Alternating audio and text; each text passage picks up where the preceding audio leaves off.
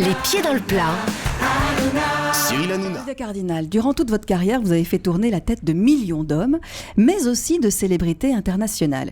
Mais attention, Claudia Cardinal, vous n'êtes pas une fille facile, une femme facile, et vous avez résisté à leurs nombreuses avances, comme par exemple celle de Marlon Brando. Oui. Oui. Marlon Brando, star d'Hollywood au physique de rêve des années 50. C'était votre idole quand vous étiez jeune, et à la toute fin des années 50, quand vous arrivez pour la première fois aux États-Unis, à peine installé, votre téléphone sonne. Non, il frappe à ma porte. Ah, il frappe carrément à votre porte. Ouais, Ah, moi, je l'avais il au arrive. bout du fil. Mais il était facteur sur Marlon Brando.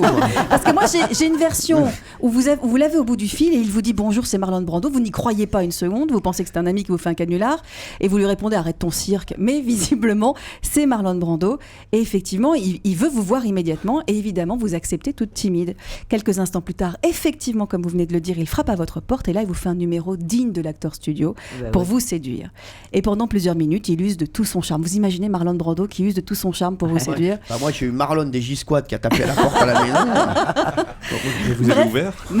Bref, Marlon Brando pensait évidemment que vous alliez lui tomber dans les bras, mais vous lui avez résisté. Et il paraît qu'aujourd'hui encore, vous avez quand même une petite pointe de regret de ne pas avoir cédé. Est-ce que c'est vrai ça? Non, mais la chose incroyable, c'est qu'il m'a dit à un moment donné, alors qu'il a fait tout le numéro, j'ai compris, tu es bélier comme moi, tu tombes pas. Ah, pas mal. Ah ouais. C'est ce qu'il m'a dit. Fou, ça. Et donc, vous n'êtes pas tombé. Non, mais quand j'ai fermé la porte, Vous avez regretté? j'étais vraiment idiote. Quoi, c'est vrai? Ah oui. Ah oui, bah c'est. Ouais. Et il y a un autre homme auquel vous avez résisté, c'est Marcello Mastroianni, je crois. Ah ben oui. Ouais. Ah ouais. Ouais, Claudia, vous savez que C'est fou, Valérie ça. Benaïm a c'est résisté à Georges Clooney. Non, mais je vous jure que c'est vrai. C'est pas Jean-Pierre une blague. Pernaut. Ah bon? Non, mais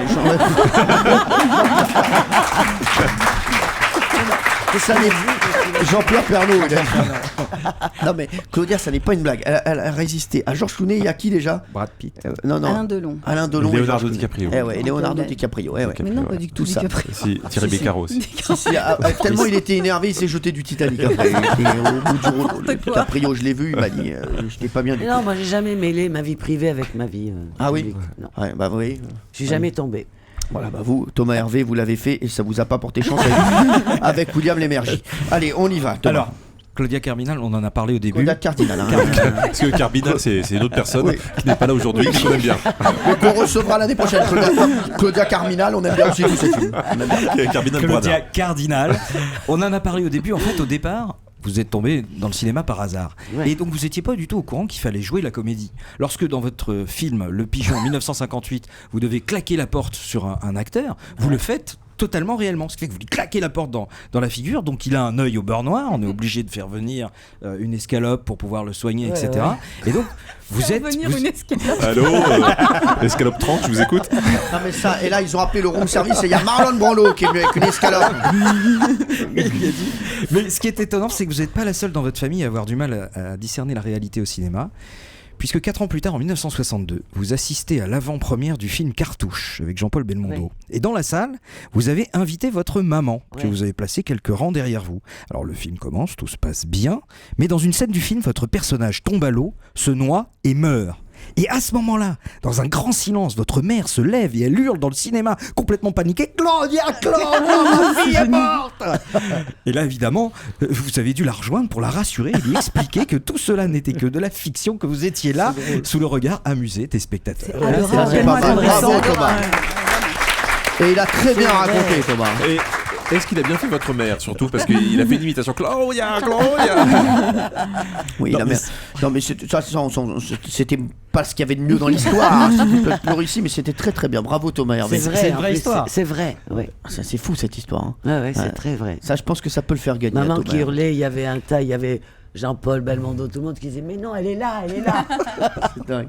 Jean-Luc Lemoyne. Alors, quand on pense à Claudia Cardinal, évidemment, on pense à cette beauté qui a fait de vous une icône internationale. Et votre beauté est éternelle puisqu'il paraît que vous recevez toujours des lettres d'amour de vos fans, ce qui est logique. Mais ce qui est peut-être plus surprenant, c'est que la majorité de ceux qui vous écrivent ne sont pas ceux qui ont suivi votre carrière depuis le début. Bien au contraire, car la plupart des admirateurs sont des jeunes hommes. Ils ont à peine la vingtaine et découvrent vos anciens films. Du coup, c'est toute une nouvelle génération qui tombe amoureuse de vous. Et tous ces jeunes hommes vous écrivent des lettres endiablées depuis les 4 coins du monde, beaucoup plus que Valérie Benaïm qui se vante en permanence. Donc vous recevez des lettres d'Allemagne, du Japon, d'Amérique. Ouais. Et la différence d'âge ne semble pas les arrêter, puisque certains jeunes hommes vont même très loin Et il paraît même que l'un d'eux est venu, il y a 4 ou 5 ans, sonner à votre porte pour vous faire la cour. Et comme vous restiez de marbre, hein, en même temps, si vous avez récité à Marlon Brando, Ouais, c'est ça, ouais. hein, ça pose quand même le personnage, et ben, il vous a carrément demandé en mariage. Et ça s'est terminé comment alors? Est-ce que vous avez accepté? Comment ça s'est passé? Moi, je me suis jamais mariée. Ah mais sinon vous y seriez y allé. Non, mais c'est vrai, je reçois des lettres incroyables.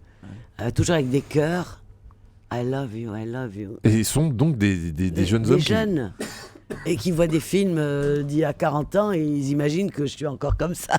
Ah bah non, parce que Toujours comme ça. Non, mais vous êtes toujours comme ça. Et puis magnifique, Claudia. le jeune homme, j'imagine, quand il vient chez vous, qui sonne et qui vous demande en mariage, c'est quand même très émouvant. Ah oui, c'est Comment quand vous même l'avez émouvant. conduit? Comment est-ce que vous lui dites non, quoi? Ouais, je dis non, moi je me marie pas. Généralement, elle dit appelle Marlon Brando, dis-lui ce qui s'est passé. Hein, il te racontera, lui. Voilà, et puis le gars appelle Marlon, et puis tout ça se passe bien. Merci en tout cas. Allez, qui avait le meilleur scoop, Géraldine? Moi, j'ai une tendresse particulière, malgré tout, pour le scoop de Valérie. Europe 1, les pieds dans le plat, Tous les jours, 10h30, 12h30. Cyril Hanouna.